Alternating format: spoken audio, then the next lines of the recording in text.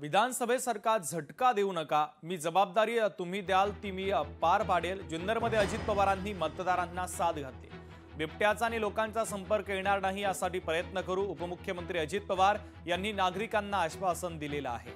तर विधानसभेसारखा झटका आता देऊ नका, जी जबाबदारी तुम्ही द्याल ती मी पार पाडेल। जुन्नरमध्ये अजित पवारांनी मतदारांना साथ घातलेली आहे।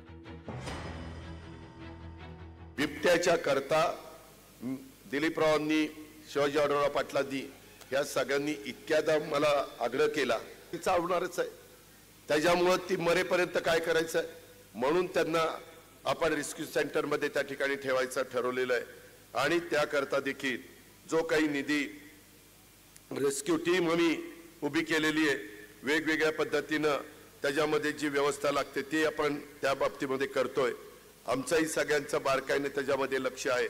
आपण पण काळजी घ्या, परंतु हे सगळं प्रमाण वाढलंय ही गोष्ट आपण नाकारू शकत नाही, पण त्याचा बंदोबस्त करणं हे देखील आमचं सगळ्यांचं काम आहे।